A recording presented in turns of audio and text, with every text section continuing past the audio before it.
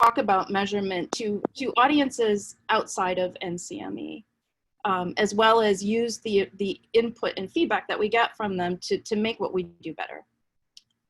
So there are several ways you can support the Mission Fund. First, by attending today and hearing about the work that we've been doing. We really appreciate you being here and being able to share the work that's been done under the first round of Mission Fund projects.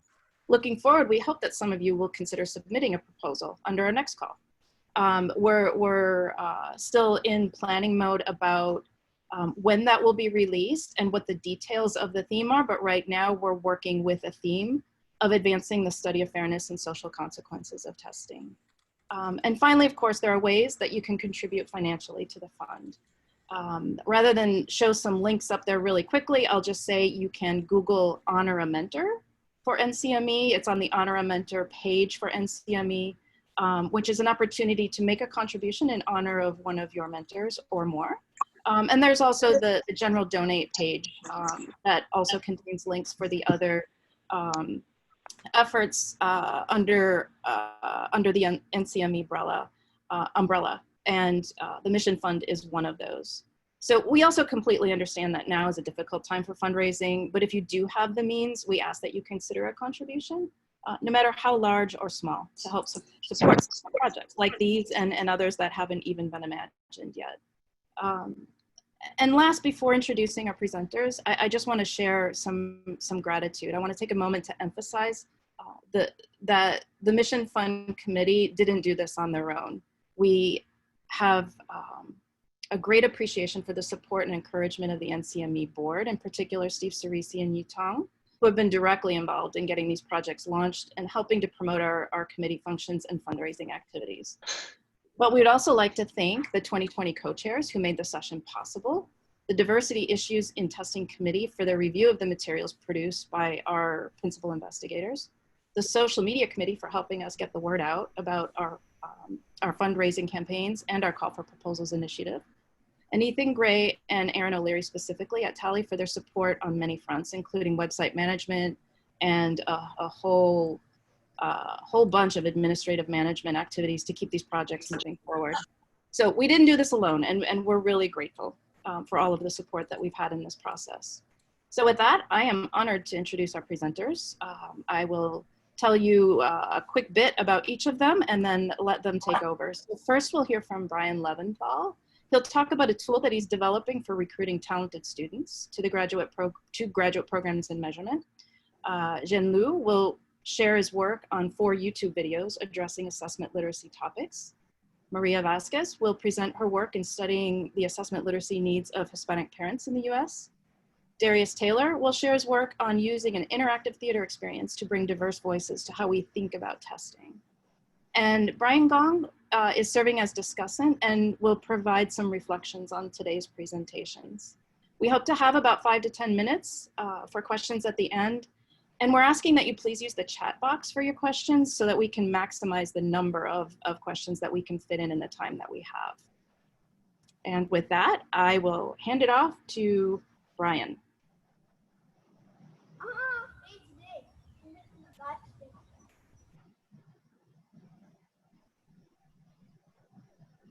Thank you. Can everybody hear me? Okay. Yep, loud and clear. Thank you, Michelle. So today I'm going to talk about the state, or the pre-COVID-19 state of educational measurement and what we learned. And this is under the NCME Mission Fund grant called New Tools for Increasing Recruitment into the Educational Measurement Field. And this work is co-authored, or I did this work with Catherine Thompson, a first-year PhD student in the Assessment Measurement Program at James Madison. And in addition to thanking NCME and the Mission Fund for funding this project, I also wanted to thank Chi Ao for his work early on contributing to the project. So in some fields, it is quite common to have surveys of the profession. In educational measurement, however, there is no formal mechanism or group that surveys the field.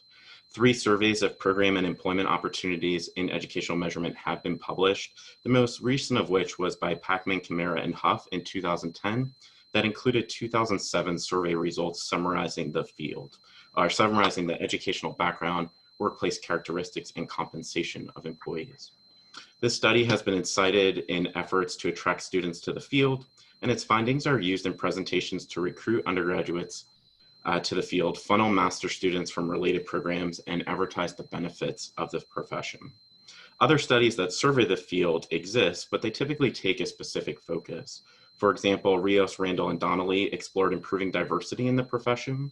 So ultimately, there has not been an updated survey of the profession since the 2010 publication. Today, I'm going to briefly talk through some of the results we found from an updated survey that we conducted in 2019.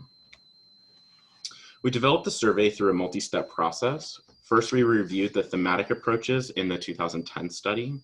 To create parity across the 10-year period, we incorporated some common themes and items into the current version.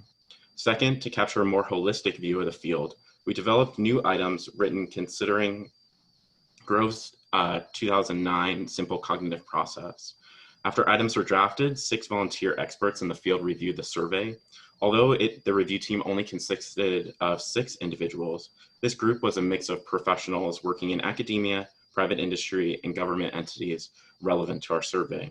Reviewers had supervisory experience in multiple jobs in different employment settings, and extensive history of scholarship in the field. Once finalized, the survey consisted of 160 items. After consenting to participate, respondents answered questions on demographics, educational background, and general employment. Primary employment settings were characterized as either academia, private industry, government entities, or other. After the general employment items, respondents were routed to a set of questions specific to each of these settings. Academic questions focused on teaching, advising, research, and skills taught. Private industry and government entity sections focused on job experiences, supervisory roles, and research. In addition, we asked questions related to service and scholarship. For those in a position to do so, we then asked several items related to the hiring process. Finally, we filtered students to a series of questions related to their own experiences. Survey participants were recruited through social media and email via 3 primary sources: the NCME membership list, the NCME academic programs list across the US and Canada, and the APA Division 5 listserv. The academic programs list maximized coverage of the field, as all 93 academic program heads with active emails were sent a pre-drafted email solicitation to send out to their current students, faculty, and alumni mailing lists. This helped reach measurement professionals, including students who may not have been active members in either NCME or APA Division 5. We collected survey responses in April and May 2019. After filtering for consent, completion, and motivation, we received a total of 411 survey responses. Completed questionnaires were received from 112 employees in academia, 174 employees in private industry, 28 employees in governmental entities, and 24 individuals that indicated they had some other employment setting. Although our survey had a smaller sample than the 2010 survey, the demographic breakdown was actually pretty similar. Non-students included 54% of respondents who identified as male and 44% who identified as female, compared to student responses where 70% identified as female. Our working sample had 87% of respondents identify as white, while less than 5% identified as any other race or ethnicity. Full-time students had a lower percentage self-report as white, with significant percentages identifying as Chinese, Korean, and Black. Of employed respondents, 90% reported that their place of primary employment was located in the US. The figures display the conditional percentages of the reported primary employment locations within the US. 75% of respondents employed in government entities reported that their employer was located in cities with populations greater than 250,000 people. Comparatively, only 41% in academia and 55% in private industry reported their employer being in similar sized cities. A plurality of respondents in academia reported their employer being in cities with populations between 50 and 250,000 people. For employees in private industry, 32% reported telecommuting full-time and 24% reported telecommuting part-time. Comparatively, only 7% employed in government and only 4% employed in academia reported telecommuting full-time. Now, of course, these are pre-pandemic numbers, so they are likely closer to 100% currently. The median self-reported base salary for all employed respondents was between $110,000 and $130,000, with 65% of respondents earning between $70,000 and $170,000. Median reported base salary was between $90,000 and $110,000 for respondents employed in academia and government entities, and between $130,000 and $150,000 in private industry. For respondents with only a master's degree, the median base salary dipped down to between $50,000 and $70,000 in academia, between $90,000 and $110,000 in private industry, and between $70,000 and $90,000 in government entities, although these were limited by small sample sizes. I'm going to now shift focus to each employment setting individually, starting with academia. Of respondents who reported working in academia, 19% were assistant professors, 14% associate, and 30% full professors. The remaining reported being instructors, researchers, directors, administration, or professional staff. 63 reported being in tenure track position, with half of those already having attained tenure. Faculty in tenure track positions reported that tenure takes an average of 6 years for an individual hired as an assistant professor. Of these respondents, 19% noted it being easy to meet the requirements, 62% noted being difficult but doable, and 19% note meeting the tenure requirements as challenging, requiring sustained effort. On average, 11 peer-reviewed publications were common for tenure. Respondents in a semester system teach about 2.5 classes a year, and respondents in a quarter system teach 3.5 courses per year. For all academic positions, 22% of respondents had not yet taught a course in their research area, whereas 59% teach a course in their research area at least once a year. In any given 3-year period, respondents advise an average of 4 master's students and an average of 3 doctoral students. Faculty and others employed in academia are also tasked with servicing their institution. They served on an average of 4.5 dissertation and thesis committees during 2018 alone. And in addition to these committees, they serviced an average of 2.7 non-teaching related committees at their own institutions. Work in private industry requires interaction with stakeholders and non-technical audiences. For example, 87% of respondents prepared reports for stakeholders or customers, 83% explained operational procedures to non-technical audiences, 78% conducted meetings with stakeholders or customers, and 74% worked with content experts on test design and item writing. Additionally, nearly 50% conducted standard settings. 79% performed psychometric analysis using real data, while very few performed hand scoring type activities. In private industry, 75% reported that in their current position, they have opportunities for promotion, including serving as supervisors or managers, with nearly 48% of employees holding such positions already. These professionals supervised a median of 1 to 4 employees, where 25% supervised 5 to 10 employees and 8% supervised more than 40 employees. Government employees most frequently evaluated operational procedures, evaluated psychometric issues, and worked with content experts. Additionally, they frequently were involved in accountability and policy decisions, where 71% report responding to federal, state, or district accountability requirements, 68% develop or evaluate testing policy decisions, and 61% conduct program evaluation. 50% of these professionals reported that in their current positions, they have opportunities for promotion, including serving as a supervisor or manager. 40% held this role already, where they supervise a median of 1 to 4 employees, with only 1 respondent supervising more than 40 employees. Employees in each of these 3 groups also perform research. When doing research, respondents in academia most frequently prepare manuscripts for publication, plan and design research studies, and conduct data analysis. More than in any other employment setting, respondents employed in academia spent their time securing external funding. On the other hand, substantially less than in any other employment setting, only 2% spent time securing internal funding. Contrary to respondents in academia, the most frequent research-related activity for those in positions in government agencies was presenting work internally, and the least frequented research activity was spending time securing external funding. Employees in industry spent substantial time presenting their work, both internally and externally, with a moderate percentage reporting spending time securing funding.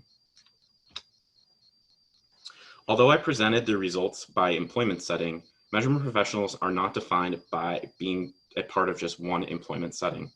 Rather, in addition to their primary employment duties, 14% in academia, 6% in industry, and 7% in government positions report holding secondary positions, not including technical advisory committees or consultation. Of respondents employed in academia, 21% were actively seeking new employment opportunities, whereas 15% in private industry and 39% in government were actively looking. Nearly 42% of respondents employed in academia were previously employed in private industry. Of this group, 31% have been employed full-time in industry for at least 10 years, 19% were employed full-time between 5 and 10 years, 24% were employed full-time for less than 5 years, and the remaining were employed part-time. This transition is not one-directional, as just over 21% of employees employed in, or respondents employed in private industry have previously worked in academia. Of this group, 24% were assistant, 8% were associate, and 16% were full professors. Government positions saw a similar movement, as 18% of employees in government entities had also been previously employed in academia. So I know that was a lot, but it only actually scratches the surface of what we found. So full results include activities with students, alignment of skills sought in hiring and taught in academic programs, professional development, service to the profession, scholarship rates, and a lot more. Under the Mission Fund grant, I'm currently developing recruiting material using this information that can be used to present to potential students and used to promote the field. If this is interesting you, I'm going to end here with a shameless plug for an opportunity to keep the conversation going. The Educators of Measurement NCME is hosting a webinar series this summer with 3 planned webinars. These are all free, but you just have to register ahead of time to get the login. Information can be found on the NCME website, but the first one, which ties along nicely here, is going to talk about graduate training in educational measurement this Thursday at 2 p.m. So once again, I just want to thank the NCME Mission Fund for supporting this project. And although there's still a lot of work to do to develop all this recruiting material, we have found quite a lot of interesting things. So thank you. Thank you so much, Brian. We'll have a minute or so for slide transition, and Jen, you are up. All right, let me show my screen.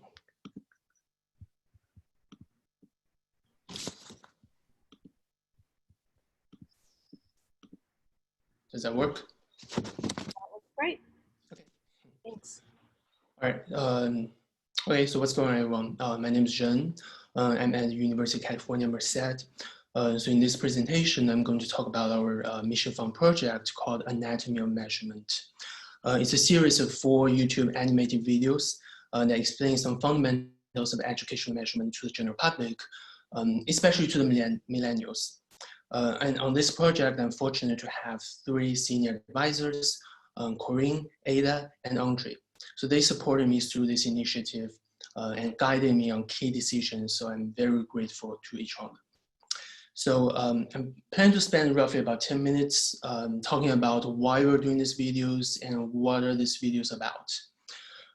So the purpose of this project is we're trying to promote measurement literacy to the general public, especially those who are in their 20s and 30s. And we know these people use apps like Instagrams, TikTok, Snapchats every day. They love a more visual and more fun format in terms of getting new information. So this is taken from the morning consult. And you can see that the percentage of people that are using each app in each age group. So on the x-axis, you can see that's just percentages from 0 to 100, and the y-axis are just different age ranges, right? And we can see at least 2 things. First, almost everybody watches YouTube, right? And second, you can see those more visual apps like TikTok has a huge advantage in younger ages, but all of this tell us that people are more and more used to video formats that are more visually appealing. So we went up to YouTube and searched for the keyword educational measurement and want to see what's coming up. And basically there are 3 types of videos. Some are showing slides on like what you see on the left-hand side, where some kind of a teacher explain it. Or you can see a real person teaching, like the one in the middle, or you can see this is kind of machine reading some Wikipedia entries.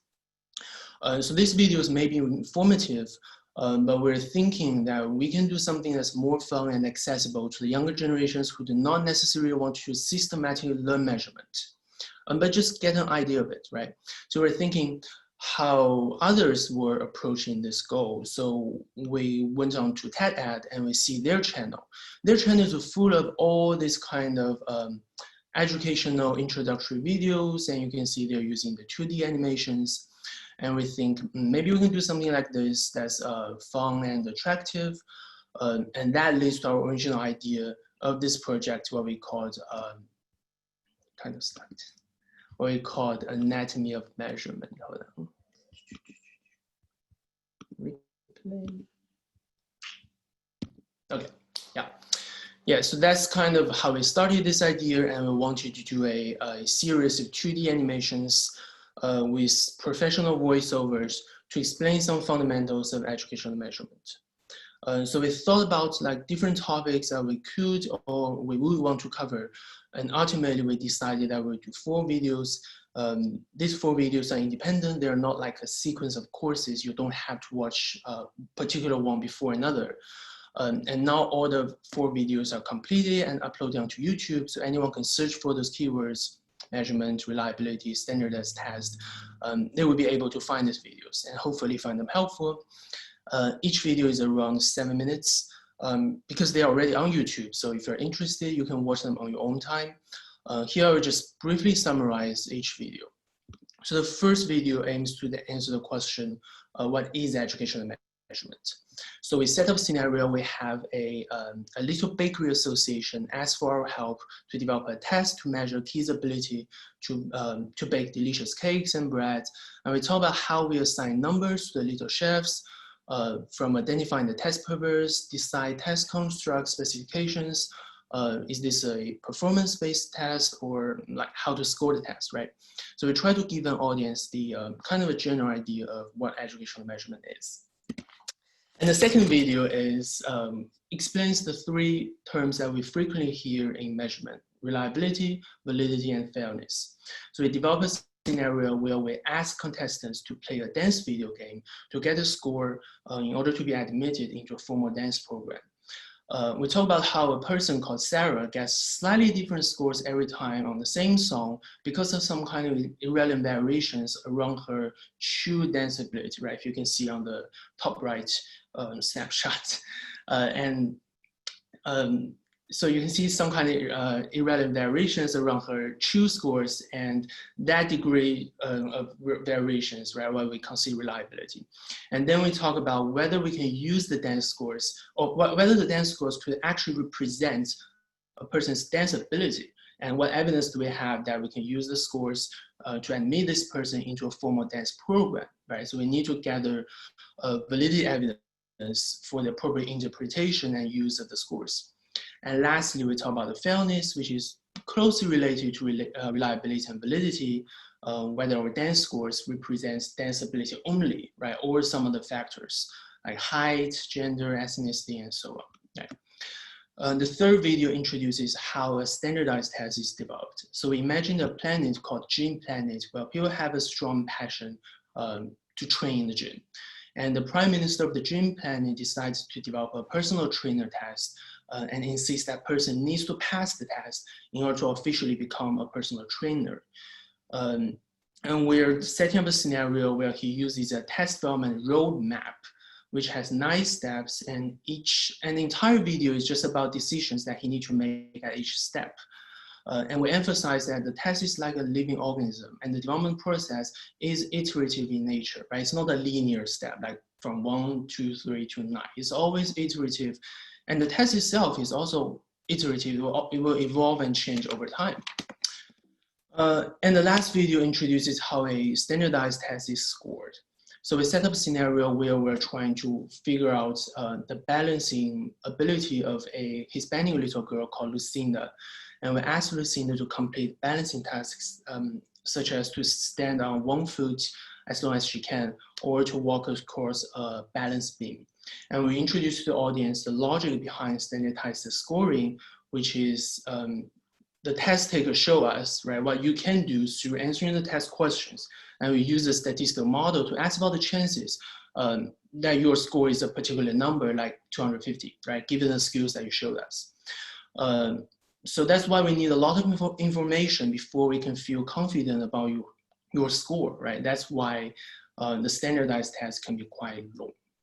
So that's basically what we covered in the 4 videos. Before I end here, I want to particularly point out that in each video, we pay special attention to include characters and elements that represents differences in race, ethnicity, gender, age, religion, language, disabilities, and sexual orientation. We hope to promote diversity awareness throughout all of these videos. So that's it. I want to thank NCME and especially the Mission Fund committee for sponsoring this initiative. This definitely cannot be done without their support, and I'm very, very grateful for the chance to work with them on this project.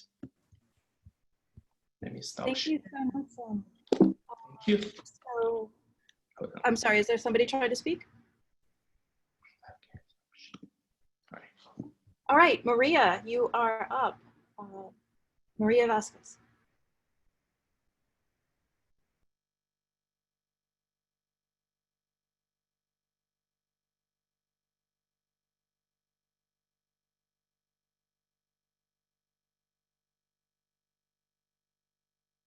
And I see that she's muted, so let me make sure she's unmuted.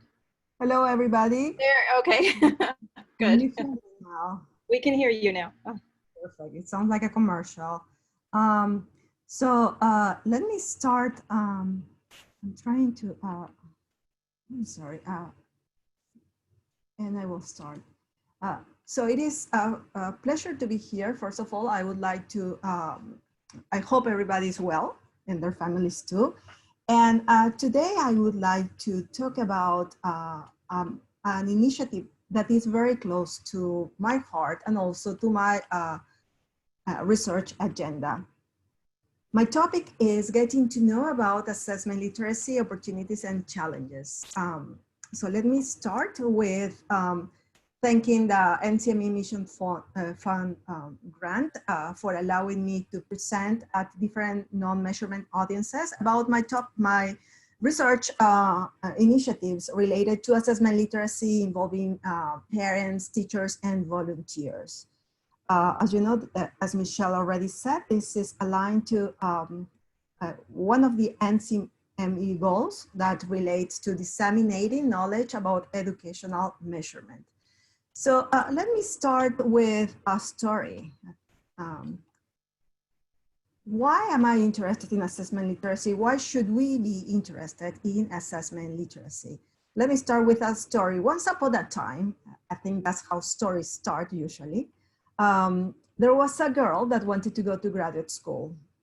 This person lived outside the United States, therefore a requirement to enter graduate school was to be proficient in English. And as you all know, TOEFL is one requirement to enter any college or universities here in the country. So we know that score requirements are important, but they also they must be aligned to avoid missing qualified applicants. Short story, although being English proficient, this person did not enter graduate school at first because she was told that her scores were not acceptable, meaning that she did not have the required score to enter. The funny thing was that this person knew she was proficient. So how could you argue through a letter that you are proficient and you can communicate in English when they are telling you that that is not true? So she went the extra mile and called them. And at that time, there was no cell phones. So everything was through the landline, and having to communicate through the phone and having difficulties to find the right person to talk, she finally found out that the office that was making the decision about entrance to graduate school was not using the correct rating scale. That means that her scores were actually good, but they were not using the right scale. And once the problem was clarified, she was accepted, and she was offered an assistantship, and later it was really a happy story. Why am I sharing that? Because, and I'm sorry, my screen freeze, because that is my story. If I had not asked the questions, I would not have been allowed to come and enter graduate school. I would not have been given the opportunity to try. So I asked questions about assessment bias. I asked questions about, do you know what are your skills? That matters. And I also asked questions about the uses of scores. So when I work with pre-service teachers and when I talk to different organizations that I collaborate, I ask those questions. I base my my inquiry on what Paulo Freire, that Brazilian educator, said about literacy, that it is when one participates in a dialogue, really, that the individual can be their participation matters. So it is not enough to just be part of a dialogue. It is important to really participate actively. Popham also talks about the importance of assessment literacy and refers that understanding the basic assessment notions is important. Assessment notions and assessment procedures. So only when we do that, we could influence educational decisions. So I talk about parent assessment literacy, and I somehow define it in a very general way. That is the knowledge regarding educational measurement practices that includes understanding how tools work, understanding how they relate to your children's academic knowledge, and what can be the implications. So part of the literature that I review connects educational aspirations among minorities, talks about educational measurement theory. The two previous presentations related specifically to educational measurements. And parent assessment literacy also includes the topic of parent engagement, because we know that that matters. So what is assessment literacy? Well, we ask questions about what to measure. We ask questions about what is a high quality assessment, and how can we make sense of the assessment results? Today, I would like to briefly talk about opportunities to talk about assessment literacy knowledge. When I work with pre-service teachers or families or other colleagues, one of the things we discuss is the importance of asking questions about assessment purposes and practices. We also, I also talk about speaking the assessment language.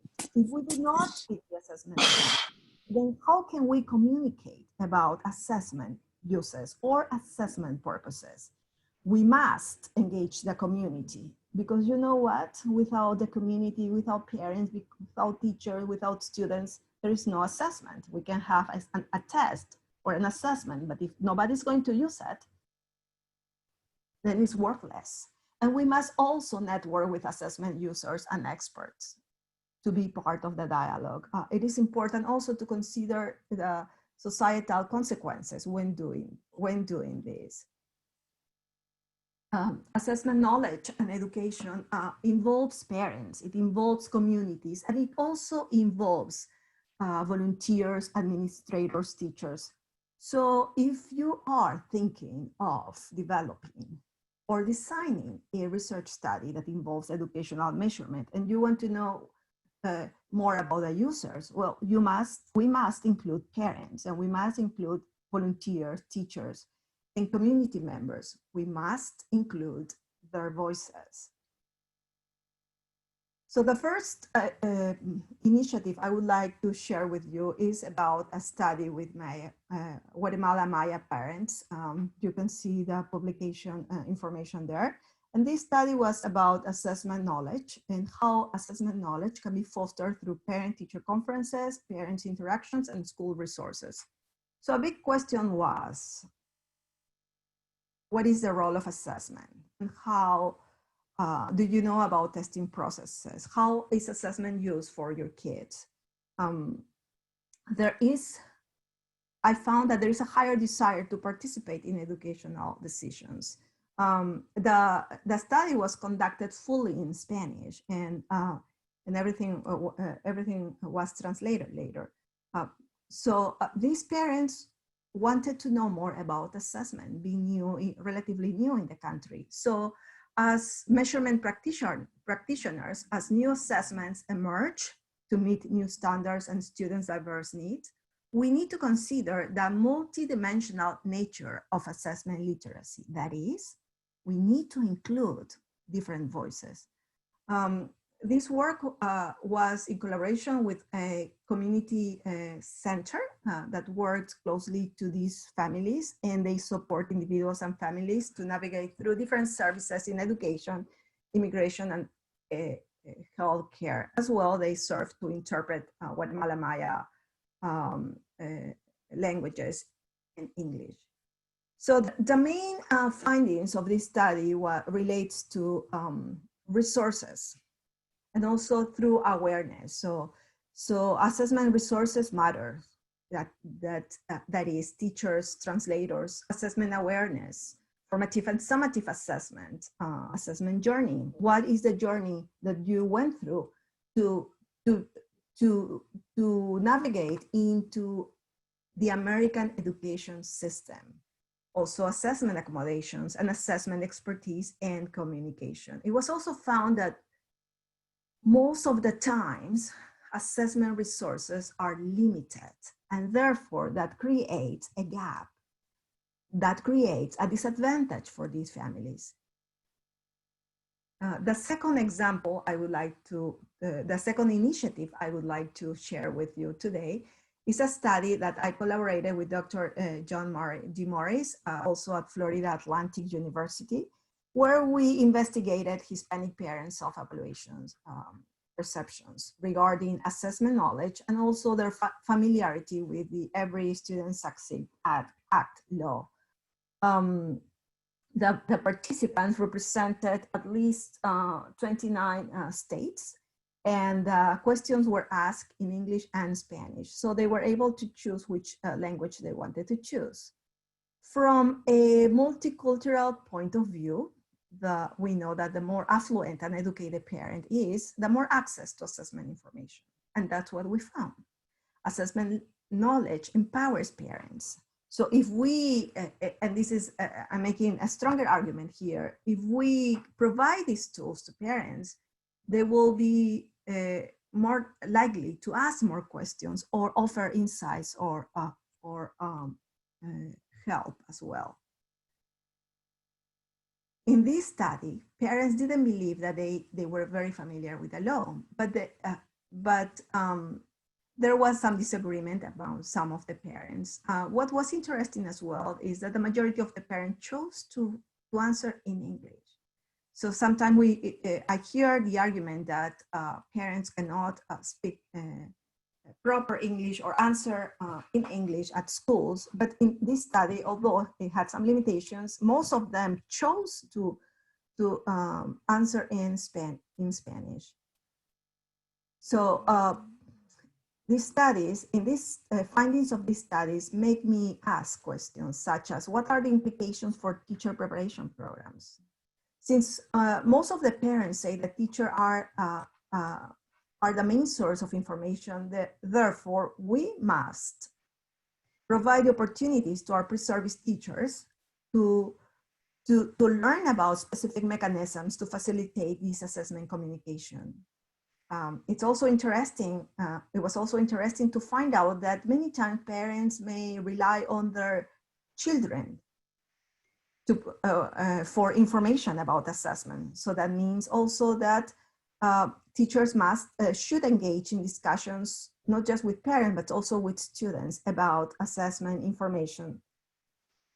And last Another implication is the inclusion of administration. So if we know that parents and teachers are that the parents rely mostly on teachers to gather assessment information, therefore administrators and school officials need to create more spaces to develop a stronger relationship and allow additional resources as well.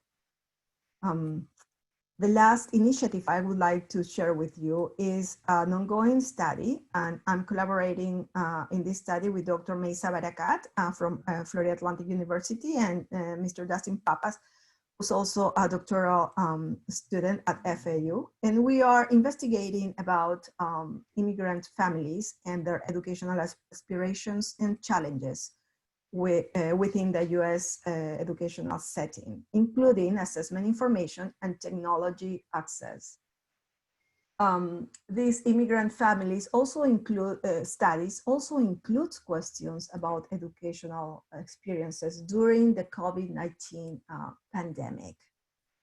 So what we are doing right now is talking to these families, and we'll soon start our conversations with teachers, volunteers, and administrators. And we're also thankful that we were given access to these different voices through, we're thankful to different community centers as well. So I've talked about opportunities. So I also want to talk about a little bit, and this is kind of the end of my presentation, talk about challenges to talk about assessment literacy knowledge. So we should ask ourselves, and as we design projects, we should ask, and we all ask questions about assessment purposes and practices.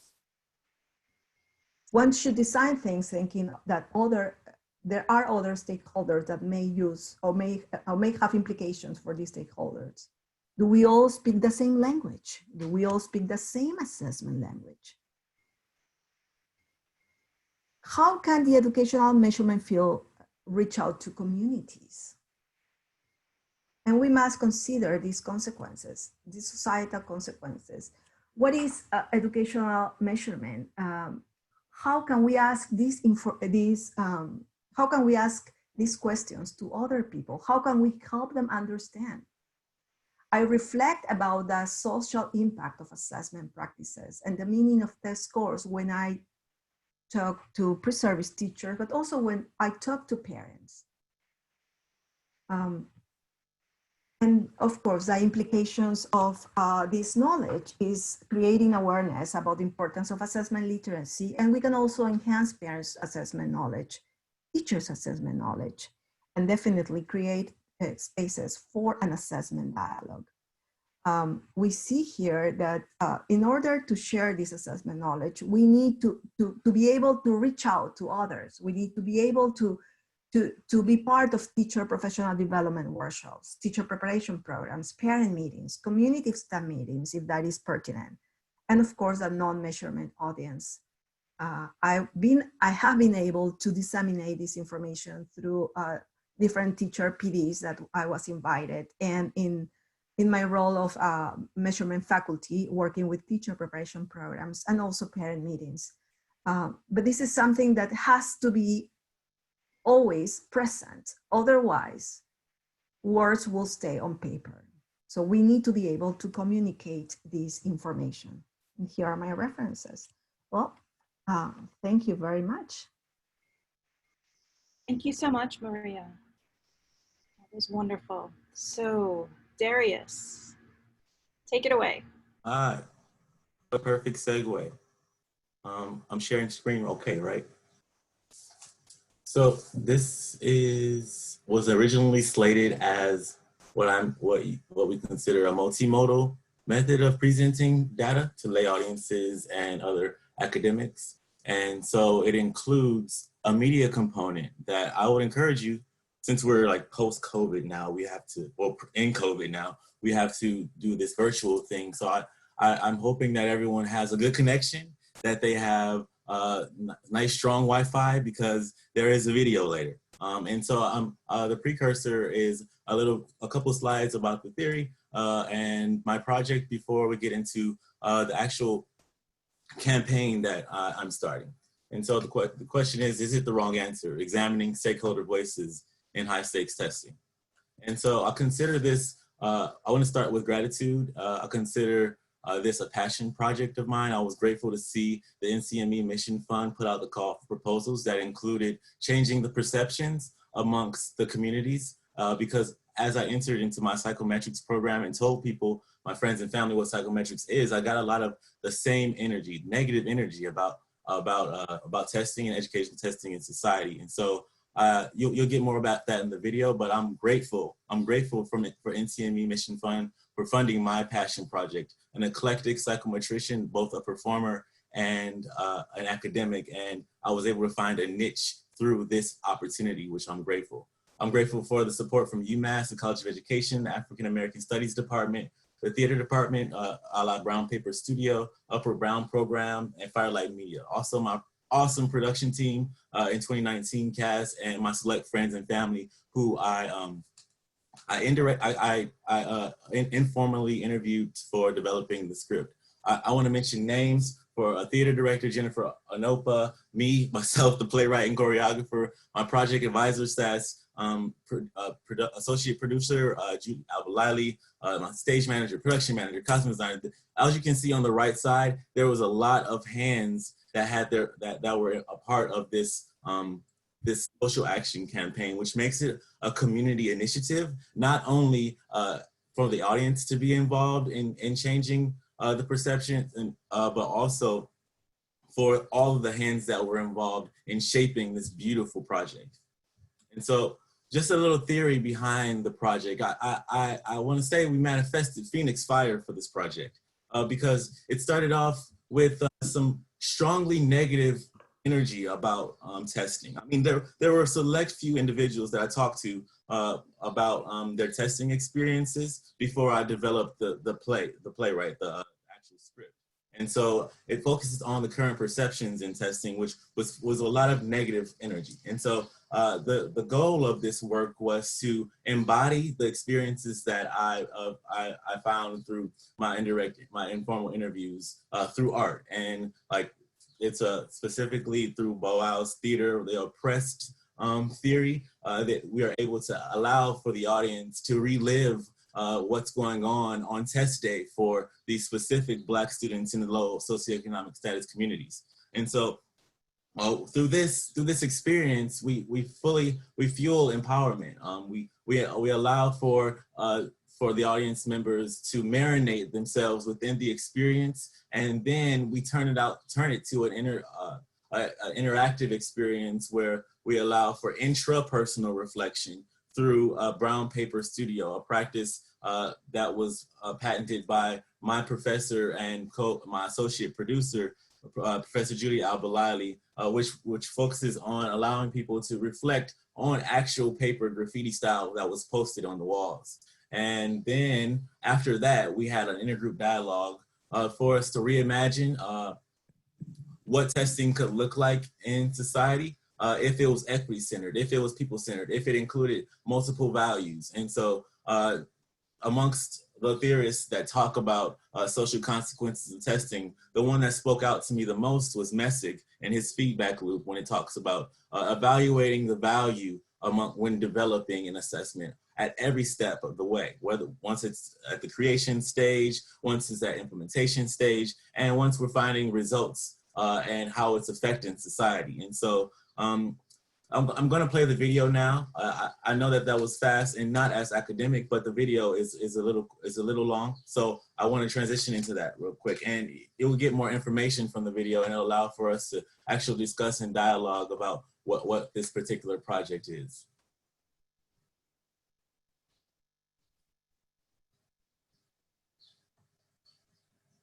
This may be the last time. This may be the last time, children. This may be the last time. Maybe the last time, I don't know. What's race got to do with high stakes testing? Do values and race-centered thinking even belong in conversation about testing? As we think about the history of high-stakes testing, is there something missing? America hates high-stakes tests. So why do we keep torturing everyone by requiring them to determine our future? Because that's what's best for everyone, right? Wrong answer.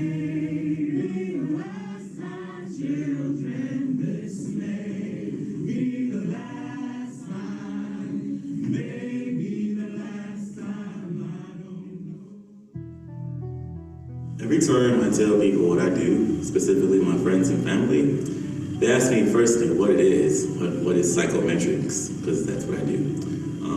And I tell them it's just generally about creating educational and psychological tests, specifically like high stakes tests like the GRE, the ACT, and the SAT.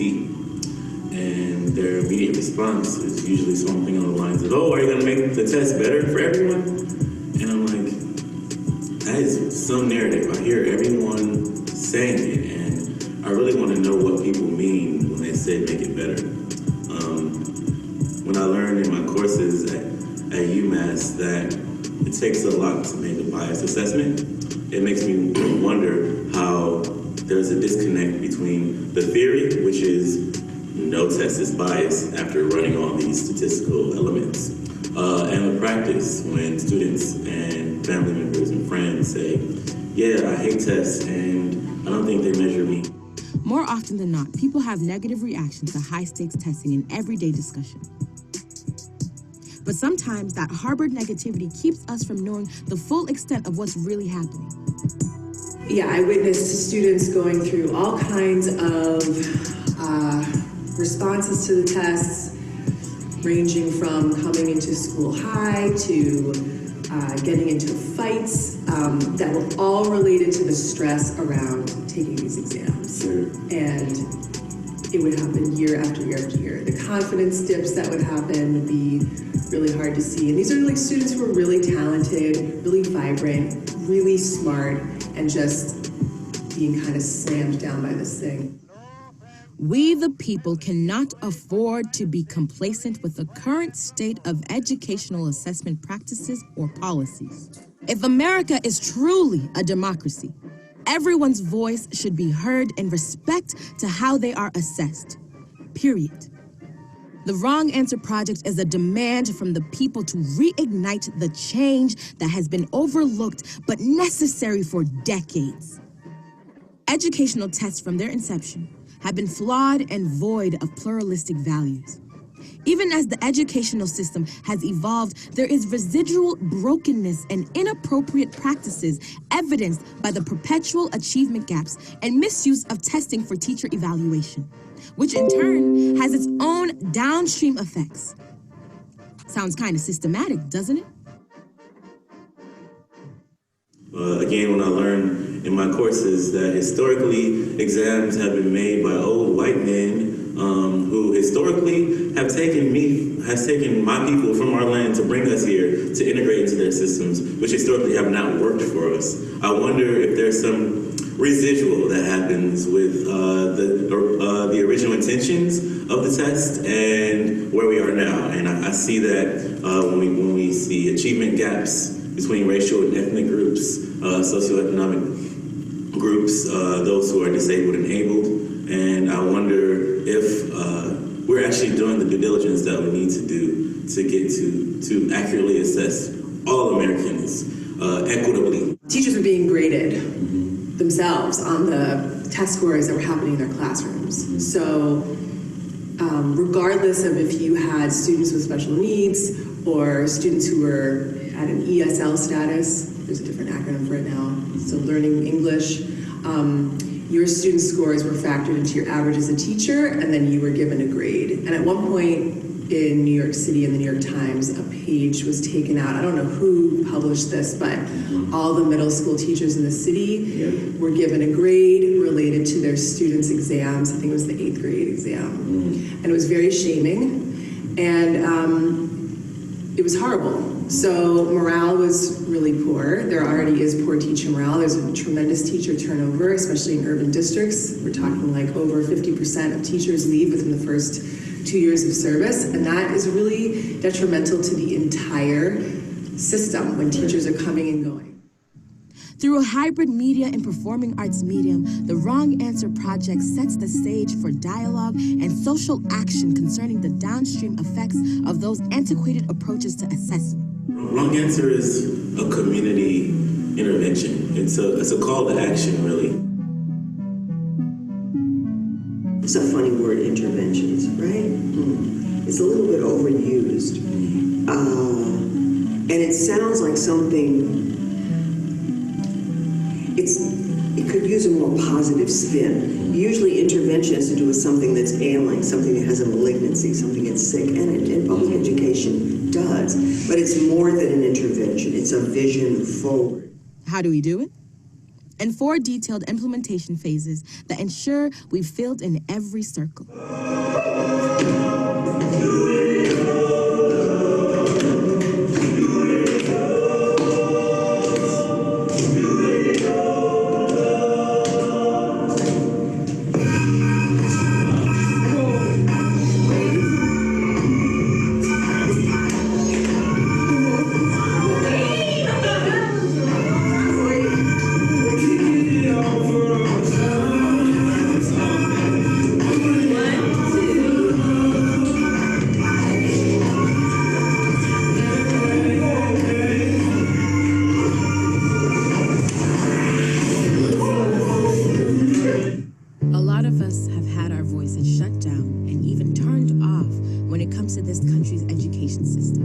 So I spent 10 years preparing students for high-stakes exams, and it was an extremely stressful environment for myself and my colleagues. And I think teachers are caught up in the system just as much as the students are. And the impacts on teachers are a little bit different, but I think this is an important piece to share with anyone working in education, because it's a reminder of just the deleterious effects of this system, of our educational system, but also particularly high-stakes exams and how they impact people, and that we really need to be making some changes, and that the changes can come from communities. Like that's really where they should be coming from rather than top-down. The Wrong Answer Project includes the excluded voices of marginalized groups in the testing conversation by taking the audience through a multimodal experience, propelling them first into the psyche of anxious Black students via a walkthrough of recontextualized Negro spiritual. Immediately after, the history of standardized testing in America is introduced and described via an excerpt from the publicly available documentary by Firelight Media entitled Children Left Behind. The video holistically focuses on the history of assessment from the perspective of practices and policies rooted in racism, classism, and elitism across America. Wake your whole asses up. It's test day, bitches! Today is the day. I'm gonna stick it to them. Yeah, the man, the system. Get ready for these hands. They ready to grab this test by the balls and show it who's boss. Sure you will. You're too happy for this test.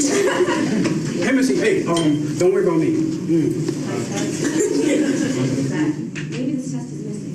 You sound a lot like Micah. Huh. Micah actually made an intelligent argument. The performing arts portion then highlights the experience of particular social groups identified by racial identities, social class, or capabilities, for example. The experience ends with a reflection and communal dialogue using the tools of the American patented theater practice a la Brown Paper Studio. And I'm hoping that from the dialogue and discussion and reflections that the audience engage in the process, that we're able to develop some action steps to create testing, to move testing to a more equity-centered design with marginalized voices at the center. The theatrical performance is a devised theater piece originally written by Wrong Answer Project founder Darius Taylor to capture the high-stakes testing experience of impoverished African-American high school students. The script itself was workshopped with Black and Brown undergraduate students at the University of Massachusetts, high school students from the Upward Bound program at UMass, and the cast of the Wrong Answer 2019 production before it was deemed culturally reflective and finalized for production. It angered me so much to be part of that, have to do it. I was really fortunate. I was part of a group of schools called the Consortium of Performance-Based Assessment. They're a consortium of schools that are actively resisting high-stakes testing. And so there's about, 40 of them in the city right now. It's very specific to that particular area. There may be other kinds of pockets of this happening in the nation, but they have banded together to create alternative assessment structures for students so that they're not completely bound to testing for graduation and moving forward. Future iterations of the Wrong Answer project will use the original Wrong Answer script and manipulate it to devise an experience that centers on the unique experiences of other marginalized groups. I would love to see this piece evolve and happen in some other spaces, either with the same team or with a team that evolves or new teams, because the voices of each particular community where it goes are really valid and important. And I think the more voices that can be brought in to create solutions or propose solutions are really important. And that this piece, and then that information needs to be taken to policymakers and test designers, and then we need to really nag them again and again and use our voting power to change this shit up. The culmination of this experience focuses reflection and dialogue using brown paper studio tools. Audience members are encouraged to reflect on their personal relationship with high-stakes testing through writing graffiti style on brown paper covering the walls of the performance space. They are then led into small groups where they critically converse with a facilitator on action steps to progress testing toward a more equity-centered design. Themes from each dialogue are then used as part of a grassroots social action campaign that will hopefully incite better testing practices and policies for our nation's educational assessment system. We have a website, so we're developing like a social action campaign. The first step is to write about it and to hopefully publish in places where policy heads, test constructors, people who are involved in educational like lobbying, they read these things, and so that they know that this is the hopes of the people. If we are a democracy, we should be able to raise our voices to incite change, and so it is the hopes that we are able to gather all of the voices that that are represented at these interventions to spread the word through social media, through publications, and word of mouth. Its scope as work that embraces, again, a multiplicity of identities. How you define yourself spiritually, physically, sexually, emotionally. We're all playing with all of these. And there was room everywhere for as big a definition as people were coming. Spread the word. We the people must do this work in order for meaningful change to be made. So I hope that this will be a democratic process that incites change within the assessment system and the education system at large in America. Community is the key to the genius of this project because it puts a community in the position of defining education and what it means to be educated. Education is to bring out every single human being's individual gift.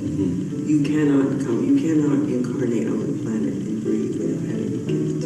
It's part of being a human being with a heart. And the highest level of education is an environment or process or method that looks to discover every single person's unique gift. So what's that gift for? To give back to community, right? First, to give to yourself, right? You came here as a soul to incarnate and express your beauty or genius and to enjoy the people with it. Ready to be part of this movement? Visit our website at www.wronganswerproject.org to learn how you can take action and bring the Wrong Answer Project to your school or institution of higher learning. That's all. I hope you all were able to hear that and process it and hopefully bring some good discussion and dialogue after we get a nice presentation from Brian Gong. Thank you. All right. Darius, you did my work for me. Thank you so much. You're up, Brian.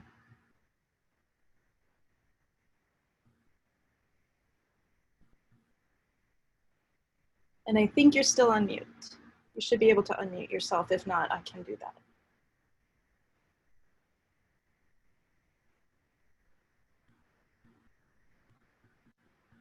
Okay.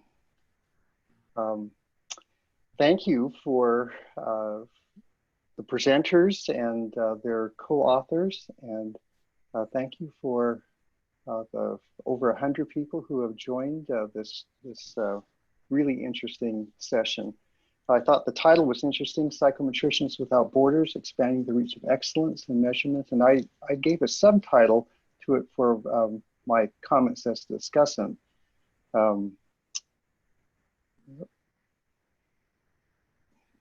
Which was reaching out and talking in four movements. Michelle talked about NCME. This is small type, but it's a reminder of who we are. It talks about people who are doing a lot of different things in different places. And then also a note that during the past 20 years, NCME membership has become more diverse and needing a broadening of the scope of the organization's vision for serving communities and ensuring that assessment is fair and equitable for all students. That's been strongly addressed in some of the presentations. I'll come back to that. The other is the mission. Since this is a mission fund, we're about a community. We're working to advance theory and applications of educational measurement. And I think the last phrase is really important, to benefit society. So we had four really interesting projects. I'm sorry we weren't able to hear longer from each of them. I had the opportunity to see the materials ahead of time and to read the papers. So I'll just quickly have a comment about each of them. The work that Brian Leventhal presented about a survey about the current state of the measurement community, I thought was really interesting. This picture on the left is the fabled elephant is touched by the blind people. Each one said, this is my experience, and so that must be what reality is. I think what Brian and his colleagues did was to remind us that the measurement field is large and diverse, and we need help so that we can get beyond our own limited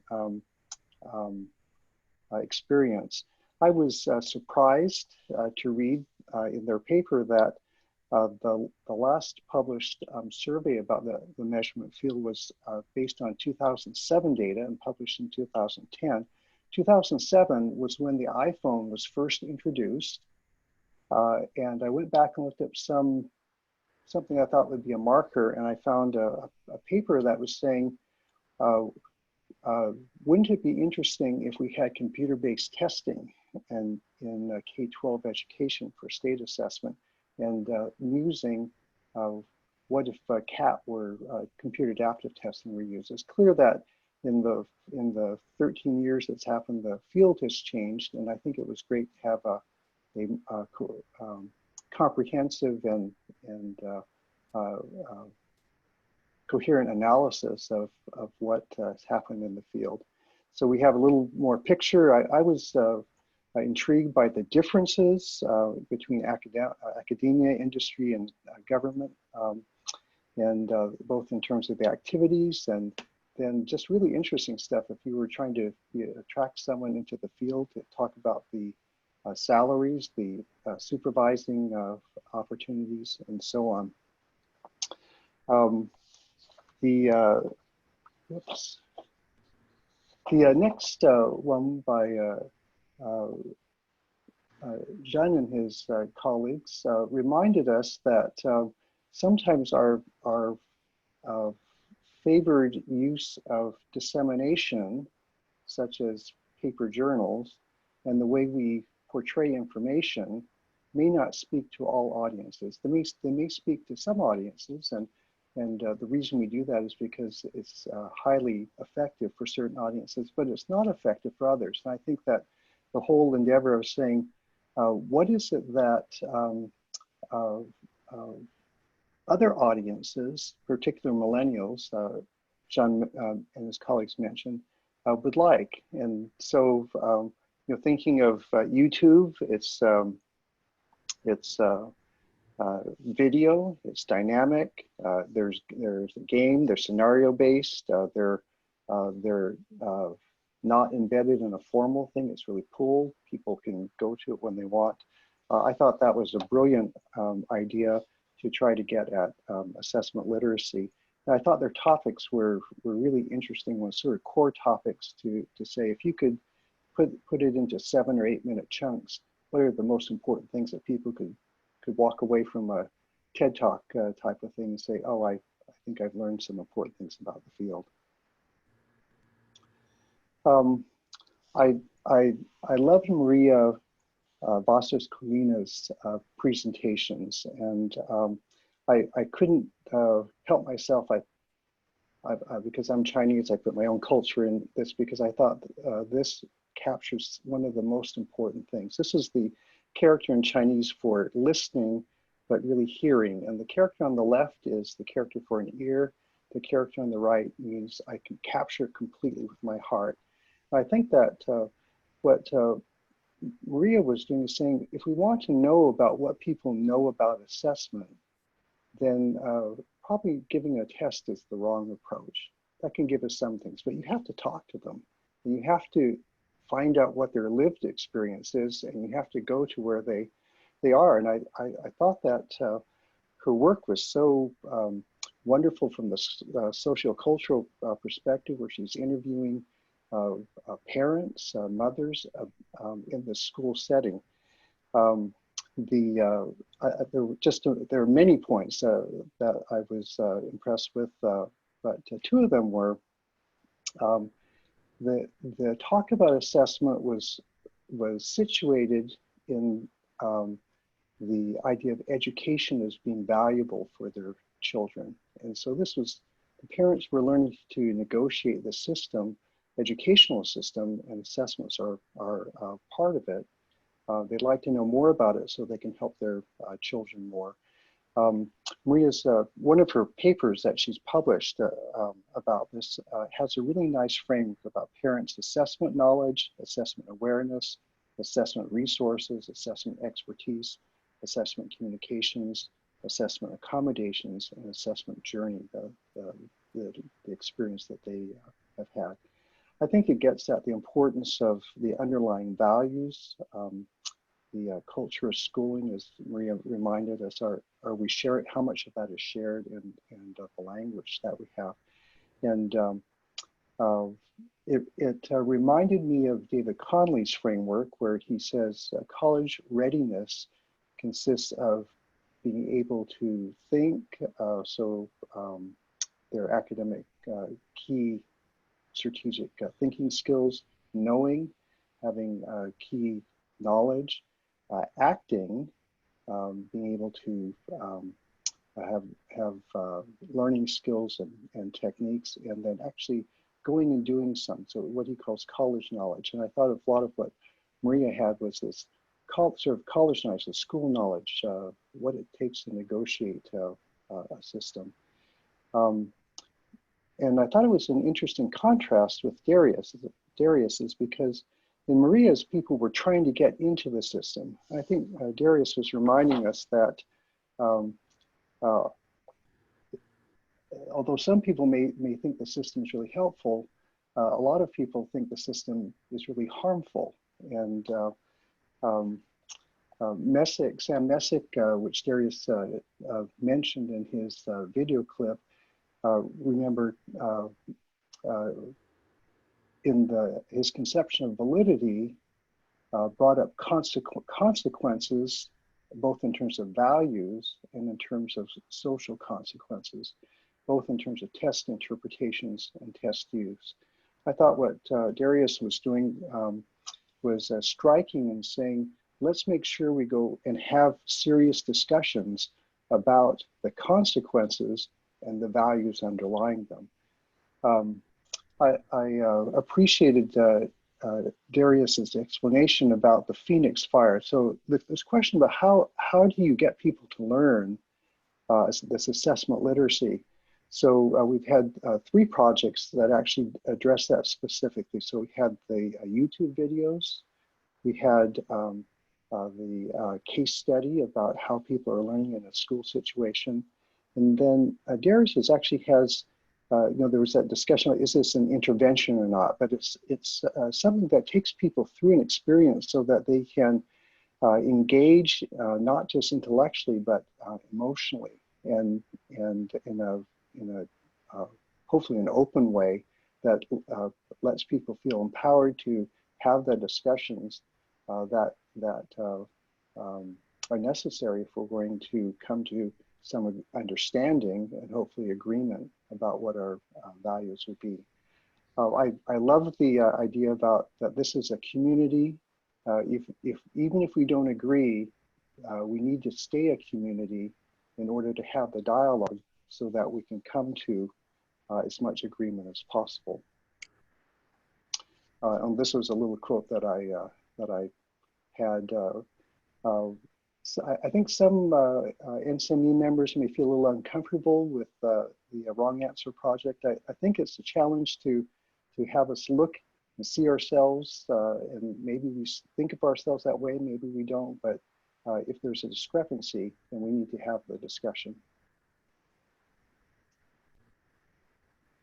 Okay. In terms of reaching, I thought it was, I thought all the 4 projects were about reaching out. Brian's project was reaching out to the profession. Let's find out what is going on so that we know. Make sure that we have up-to-date information, we're able to share it with others, because we need others to join us in our measurement community. I thought Run's project was reaching out to the public. We need to communicate clearly the most important aspects of measurement in ways that others can understand, apply in their own lives, and use to make good choices and perhaps support the types of assessment that's going on. We need to reach out to parents and teachers. We can learn from them. So we're not just reaching out to teach them what we know, but to learn from them what they know. In Maria's case, what is it that they know about the field that we are interested in? Darius was reaching out to students, educators, and community members, policy members, and others.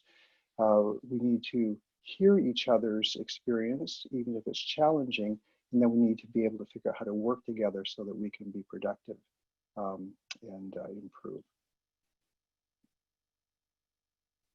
I thought that the time I had reading these was very well worth it. There was a great diversity of topics, diversity of methods, diversity of the work that the funding enabled. I thought all of it was intriguing and stimulating. I thought the work quality was excellent, and they were examples of what could stretch NCME's reach as we try to reach out to others to help them, and also reach out to others so that we can improve ourselves. I would like to echo what Michelle said at the beginning. I thought that it was also well worth it, and I don't know how much money was spent, but it encouraged me to support NCME, to support NCME's mission, and in particular to support NCME's mission fund, so that worthwhile projects like this can continue to be funded and shared. Thanks very much. Thank you so much, Brian. That was a wonderful summary and commentary. I appreciate the time that you gave to this. And Brian joined us fairly late along. We thought it would add that extra something special to wrap things up. And particularly in this environment, I know discussants are very typical of in-person NCME sessions, but it seemed very vital. We didn't originally have time to add a discussant in the first go round. So I guess in terms of COVID effect, this was one very good one. So thank you. And thank you all of the presenters. It has been a great pleasure working with you as you have gone through this process of submitting your proposals and then all of the contracting and whatnot. And I think that as a collection of the first set of projects that have been funded by the Mission Fund and Travel, that I couldn't be more thrilled. And I say this for myself and on behalf of the committee members of the Mission Fund, who have spent a lot of time working very hard to support this as well. So with that, I wanted to allow, we do have about 6 minutes for some questions. You can, my original plan was to have you chat any questions so that we could make sure to answer as many as possible. But if there aren't a lot of questions, I don't want to be restrictive. So you can either chat or you all have the ability to unmute yourself. So you feel free to do that as well.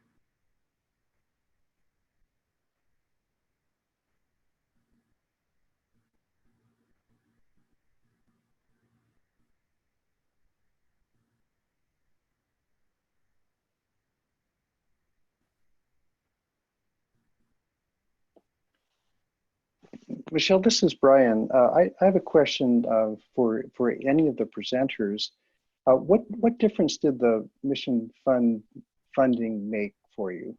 So I don't know how much it was, and maybe you were already going to do it, but I'm just interested in what difference being funded made. Great question. If you feel free to take turns, I could go in order here. Maria, do you want to say a couple of words about that? Sure. First of all, I'm very thankful for the Mission Fund. So in terms of what difference made on my projects, it opens more door, Brian. Support like this will allow me to go to other doors that I always wanted to go, but because of resources, because resources are limited sometimes in our institutions, then we have to be very focused on other projects. So I would say that for me was an opportunity to open other doors that I've always wanted to open, like attending non-measurement conferences. Thank you, Maria. Darius? Sure, I think we downplay the fact that people usually do theater for free at undergraduate universities. Like my designers, for example, it was nice to give them at least a small stipend so that they could be committed to the work. A different passion exists when you decide to actually pay someone, so it was nice to have them more committed because of that. We also have funding for our props, and it made me realize that if you are able to allocate monetary allotments to a creative space, what the capacity can be and what the implications are for allowing for a creative to really be at the pivot of social change and social transformation. So I was very grateful that I was awarded the 10K. It was amazing. Thanks, Darius. Jen? I'm sorry, can you repeat the question again? Yes, of course. So Brian's question was about your project and essentially what the support meant for it. In other words, would this be a project that was underway without the Mission Fund? Was it developed specifically for the Mission Fund, and any other way you want to take that question. I mean, yeah, this project is specifically designed for Mission Fund. I mean, because we contracted with the animation studio, it's not I'm not creating the animations. It's we're contracting out the animations. Without the Mission Fund, we absolutely cannot do anything about it. So this is definitely can only happen with the Mission Fund. So that's absolutely yes. Thanks, Jen. And Brian? Brian Sure. Leventhal? The money, or I guess the grant, worked in a few different ways for me. Practically allowed me to carve out some time to do the work. So I think I would have done most of the work, but this got me some support from my institution to actually spend some time on it. Also supported graduate students to work with me, which is really nice. And then a practical benefit, I think it added a little bit to getting people to respond to the survey. Having that little, this is supported by the NCME Mission Fund, even if it was 5–10% of respondents who may not have contributed, that was a nice little bump. Thanks so much. So other questions? We have 1 minute. And we won't be shut down if we go over 1 minute, but we technically have 1 minute.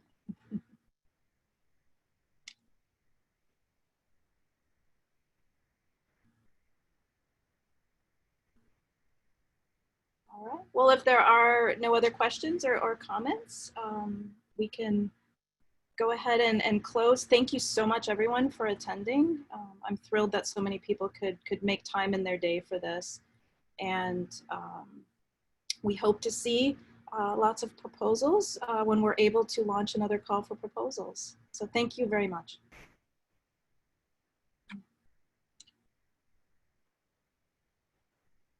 Thank you.